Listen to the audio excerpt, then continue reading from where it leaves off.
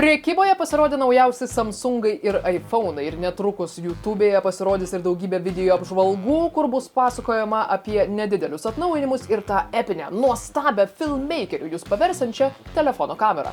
200 megapikselių 8K video kokybė, wide angle lensas ir žinoma zoomas, kuris gali pritraukti patį mėnulį. Tai kokią velnę, filmmakeriai vis dar investuoja dešimtis ar šimtus tūkstančių į filmavimo kameras, kurios taip pat gali filmuoti 8K rezoliuciją, tačiau turi geriausiu atveju gal 40 megapikselių, kai gali turėti visus 200 savo kišenėje už gal 1500 eurų. Apie tai, kaip veikia jūsų smartphone kamera ir ar ji gali pakeisti net ir nebrangų fotoaparatą, šiandien ir pakalbėsime. Jei prizūminsite šią nuotrauką, pamatysite, kad ji sudaryta iš daugybės atskirų elementų, žinomų kaip pikseliai. Megapikselis, tai pikselis kart milijonas, reiškia viename megapikselyje yra milijonas pikselių. Todėl yra visiškai logiška manyti, kad jei kamera turi daugiau megapikselių, jūsų nuotrauka bus ryškesnė, detalesnė ir tiesiog geresnės kokybės, ar ne? Tačiau kodėl tada tarp iPhone 15 Pro Max ir Samsung S24 Ultra nuotrauko yra toks nedidelis skirtumas, nors jas skiria tarytum ir 150 megapikselių? Atsakant trumpai, nes toli gražu ne tik megapikseliai nuotrauką padaro gera. Jei kada matėte, kaip atrodo profesionali kamera su nuimtu objektyvu, matėte, kaip iš jos gilumos į jūs spokso sensorius. Nenoriu vilkinti jūsų laiko labai smulkiai pasakodama, kaip veikia sensorius, tačiau labai primityviai tariant, tai yra savotiška jūsų kameros akis. Į kameros sensorių patekus šviesai hitina šviesos receptorius panašiai kaip šviesa hitina mūsų akis. Tik kameroje toji šviesos energija yra paverčiama į elektrinį signalą, kuris savo intensyvumu išlieka proporcingas šviesos ryškumui. Taip pat panašiu būdu yra užfiksuojamas ir pagrindinių spalvų intensyvumas. Ir kai visa šita informacija yra nusiunčiama vaizdo procesoriui, jis užfiksuoja visą šviesų ir spalvų informaciją kiekviename pikselyje ir paduoda mums įrašytą nuotrauką. Taigi, kamerų sensoriai būna skirtingo dydžio ir skirtingi negu kitur gyvenime, čia dydis yra labai svarbu. Palyginus su standartiniu pilno kadro kameros sensoriumi, jūsų telefono kameros sensorius yra miniatiūrinis. Tai reiškia, kad ir jūsų kameros sensoriaus šviesos receptoriai yra miniatiūriniai. O kai šviesos receptoriai yra miniatiūriniai, tai sumažina jų pajėgumą atlikti savo pagrindinę funkciją – priimti šviesą. O tai reiškia, kad jūsų kamera turės mažą dinaminį diapazoną, tai yra kontrastą tarp šviesiausių ir tamsiausių kadro vietų. Tai, pavyzdžiui, yra priežastis, dėl ko fotografuojantis selfie priešais langą, arba matosi tai, kas yra už lango, jūsų veidas yra tamsoje, arba jūsų veidas matosi puikiai, bet visa tai, kas yra už lango, yra siaubingai peršviesta. Taip pat ne ką mažiau svarbus momentėlis kamerose yra jų lęšiai. Kiekvienas kameros objektyvas turi tam tikrą fiksuotą arba kintamą židinio nuotolį. Pavyzdžiui, šiuo metu jūs mane stebite per 35 mm fiksuoto židinio nuotolio objektyvą. O štai taip ant mano foninės lempos atrodo 200 mm. Taip 105, taip 70 ir taip toliau. Židinio nuotolis keičiasi, bet kokybė išlieka ta pati.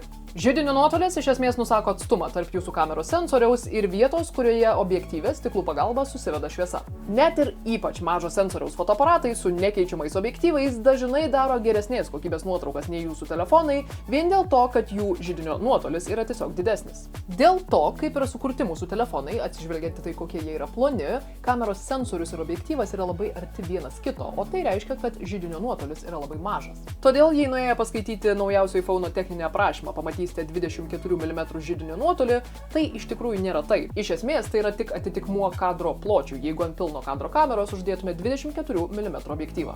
Taip pat tai yra priežastis, kodėl telefonai turi keletą kamerų. Kiekviena jų yra skirtingo židinio nuotolio atitikmuo, nes dėl visų anksčiau išvardintų priežasčių jūsų kamera tiesiog negali turėti gero zoominio objektyvo. Telefono kameros sistema sukurta taip, kad perjunginėjant tuos mygtukus kart 1, kart 2, kart 0,6 sukurtų zoom in ir zoom out iliuziją, bet iš tikrųjų kas kart paspaudus vieną iš tų mygtukų, jūsų kamera tiesiog pakeičia savo objektyvą.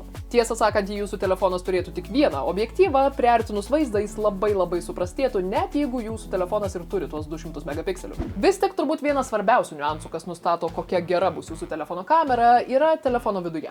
Vaizdo procesorius, taip vadinasi dalykas, kuris yra atsakingas už daugybę jūsų kameros kokybės elementų. Automatinį baltos spalvos balansą, automatinį ISO, tai yra kiek šviesus bus jūsų kadras, automatinį fokusavimą, automatinę spalvų korekciją ir automatinį vaizdo triukšmo pašalinimą, vadinamą denoise. Ši funkcija daugelėje telefonų yra stipriai perdėta, dėl to mes kartais gauname pernelyg aštrias nuotraukas, ypač jei fotografuojame prastomis sąlygomis, nes mūsų telefonai stengiasi padaryti viską, kad nuotraukoje nebūtų vizualinio triukšmo.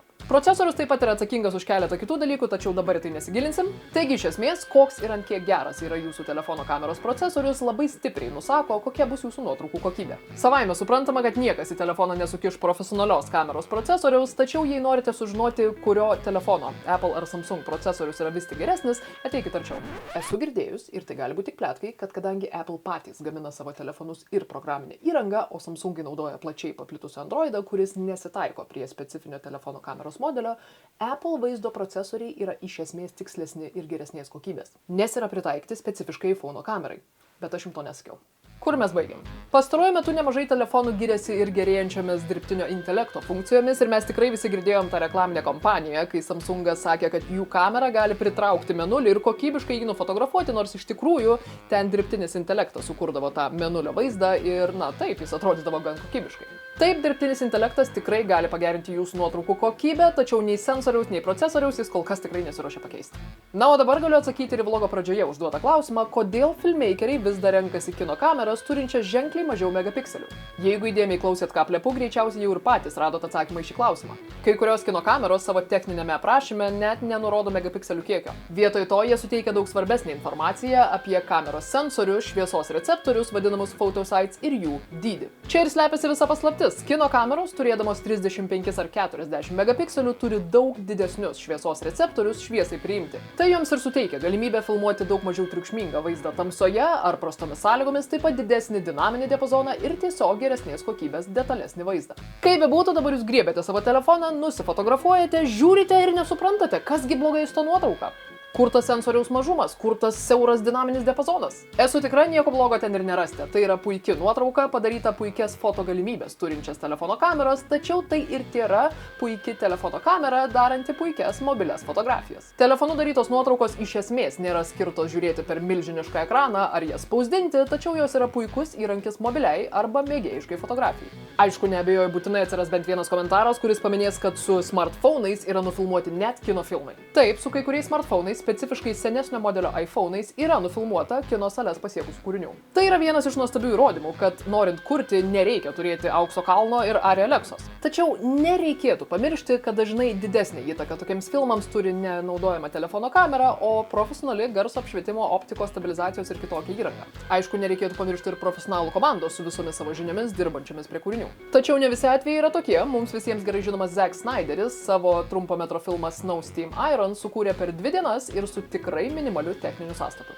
Taip, tiesa, filmo kokybė yra gan specifinė, sakyčiau, savotiškas stilius. Ir esu tikra, kad tikrai ne kiekvienas iš mūsų turi tiek žinių kino industrijoje kaip Zack Snyderis, bet jeigu gali jisai, kodėl nepabandžius ir mums. Taigi, pagirūniškos telefonų kameros dėja niekaip neprilygsta profesionaliom filmavimo ar fotografavimo kameroms savo techninę kokybę, tačiau tai nėra blogai. Visų pirma, bet kokia kamera yra gera kamera, jeigu ją naudojat mokymosi tikslais. Bet taip, profesionalius kūrinius ir ypač apmokamus užsakymus būtų gerai filmuoti su tam skirta profesionalia įranga. Visų antra, naudojant rankinius nustatymus savo telefono kameroje galima pasiekti žymiai geresnius rezultatus, kurie gal ir nesieks profesionalios kameros, tačiau bus tikrai žymiai geriau nei tiesiog point and shoot. Na ir trečia, telefono kamera ir jo sistema yra sukurta taip, kad tos nuotraukos telefone gerai ir atrodytų. Todėl, kai kas nors super intensyviai jums reklamuoja tą naują telefoną ir sako, o pažiūrėk, kokia nauja telefono kameros funkcija, prisiminkite, kad tai ir yra tik telefono funkcija. Aš esu Agnė Juškėnaitė ir jeigu jums patiko tai, ką tik matėt ir girdėjot, paspauskit kokį laiką, pakomentuokit, duokit YouTube'ui žinot, kad jums įdomus toks turinys. Na, o taip pat kviečiu prisijungti ir prie Contribui prenumeratorių už visai nedidelę sumą, kur rasite visus pastarųjų 10 metų vlogus ir bonus turinį. Bye!